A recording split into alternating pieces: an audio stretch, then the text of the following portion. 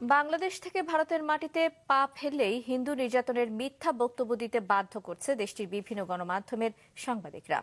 তারা শিখিয়েও দিচ্ছে কি কি বলতে হবে, এমন অভিযোগ করেছেন ভারতে যাওয়া কয়েকজন বাংলাদেশি এবং তাদের স্বজনেরা। ভারতের বিভিন্ন চ্যানেলে এমন অন্তত 2 জনের সম্প্রচার করা বক্তব্য রয়েছে মাছরাঙা টেলিভিশনের কাছে। সেসবে যা অভিযোগ করা হয়েছে তার সত্যতাও পাওয়া যায়নি সরেজমিন অনুসন্ধানে। ফরিদপুর এবং নড়াইল প্রতিনিধি তথ্য এবং চিত্রে ডেস্ক রিপোর্ট। খারাপ অবস্থা, হিন্দুদের উপর অনেক অত্যাচার, অবিচার, হিন্দুদের বাড়িঘর দখল, দোকানপাট ভাঙচুর। ভারতের এবিপি আনন্দ টেলিভিশনে নির্যাতনের এমন অভিযোগ তোলেন বাংলাদেশি এক যুবক, যার বাড়ি ফরিদপুরে। মারধর করা হয়, জ্বালা যন্ত্রণা অসহ্য করা হচ্ছে। আমরা যেখানে থাকি পুজো অর্চনা করার কায়দা নেই, মূর্ধনি দেওয়ার কায়দা নেই, শঙ্খ বাজানোর কায়দা নেই, ঢাক ঢোল বাজানো। ভারতের মাটিতে পা ফেলার পর নড়াইলের এই নারীর যে বক্তব্য দেশটির আজ তাক সহ কয়েকটি টেলিভিশন প্রচার করেছে, তাতে অভিযোগ বাংলাদেশে নাকি থাকার মতো পরিস্থিতি নেই। তাদের এসব অভিযোগের সত্যতা যাচাই করতে চাই আমরা। এটি ফরিদপুর শহরে অবস্থিত শুভ কর্মকারের বাবা সুনীল কর্মকারের ব্যবসা প্রতিষ্ঠান। দেখা গেল তিনি বেচাকেনা করছেন খুব স্বাচ্ছন্দ্যে, কিন্তু ছেলে কেন নির্যাতনের অভিযোগ তুললেন তা নিয়ে রীতিমতো হতবাক শুভর বাবা। এই পর্যন্ত কেউ কোনো খারাপ কথা এবং কোনো অপদস্থ অপমানজনক কোনো কাজকর্ম করে না, কিন্তু ও যে এই ধরনের আচরণ কেন করলো। আর শুভর মায়ের অভিযোগ, তার ছেলের পাসপোর্ট আটকে রেখে বাংলাদেশের বিরুদ্ধে বলতে বাধ্য করেছেন সেখানকার সাংবাদিকরা। আমার বলে বলো, তুমি আরো বলো, আরো কিছু বলো, আরো কিছু। আমি হেসে বললাম, তুই বললি কিসের জন্য? আমি তো বুঝতে পারিনি। যারা বলাইছে আমার ছেলেরে দিয়ে কথা, ভ্যানে থেকে নামাইয়া তাদের শাস্তি হওয়া উচিত। এবার যাওয়া যাক নড়াইলের খুকুরানী বিশ্বাসের গ্রামের বাড়িতে।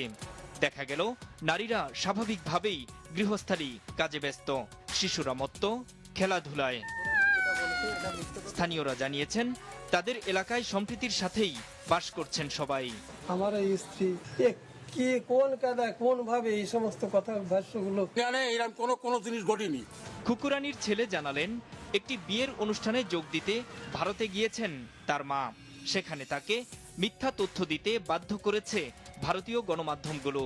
আপনি যদি এই যে আমরা যে কথাগুলো বলতেছি এই কথাগুলো যদি একটু সাদায় গুছো এইভাবে বলেন, তাহলে আপনার ওখানে যত হিন্দুরা আছে তাতে আপনার খুব উপকার হবে, এতে আপনার কোনো সমস্যা হবে না। খুকুরানী নিজেও ভারত থেকে পাঠানো এক ভিডিও বিবৃতিতে জানিয়েছেন তাকে জোর করে মিথ্যা বলতে বাধ্য করেছেন সেখানকার সাংবাদিকরা। চারিপাশে পুলিশ টুলিশ রয়েছে, তারপরে সাংবাদিকরা রয়েছে, একদম আমার সামনে মুখের পরে দিয়ে সমস্ত মিথ্যা কথা বানায় বানায় আমাকে বলাইছে। অভিযোগের ব্যাপারে ভারতীয় একাধিক গণমাধ্যমের সঙ্গে ইমেইলে যোগাযোগ করে মাছরাঙা টেলিভিশন, তবে 5 দিনেও জবাব দেয়নি তাদের কেউ। বাংলাদেশের অন্তর্বর্তী সরকারের অভিযোগ, 5ই আগস্ট শেখ হাসিনা সরকারের পতনের পর থেকেই ভারতীয় মিডিয়াগুলোর অপপ্রচারের মাত্রা বেড়েছে। অপতথ্য ছড়ানোর একটা প্রয়াস আমরা দেখছি। আন্তর্জাতিকভাবে স্বীকৃত ভুয়া খবর অনুসন্ধানকারী প্রতিষ্ঠান রিউমার স্ক্যানার জানিয়েছে, 12ই আগস্ট থেকে 5ই ডিসেম্বর পর্যন্ত ভারতের অন্তত 49টি গণমাধ্যমে ভুয়া খবর প্রচার করা হয়েছে। এর মধ্যে রিপাবলিক বাংলা সর্বাধিক 5টি গুজব প্রচার করেছে। পরের অবস্থানেই রয়েছে হিন্দুস্তান টাইমস, জি নিউজ এবং লাইভ মিন্ট, যারা প্রত্যেকে অন্তত 3টি করে গুজব প্রকাশ করেছে। এছাড়া এবিপি আনন্দ এবং আজ তাক অন্তত 2টি করে গুজব প্রচার করেছে। নূর মোহাম্মদ, মাছরাঙা নিউজ ডেস্ক।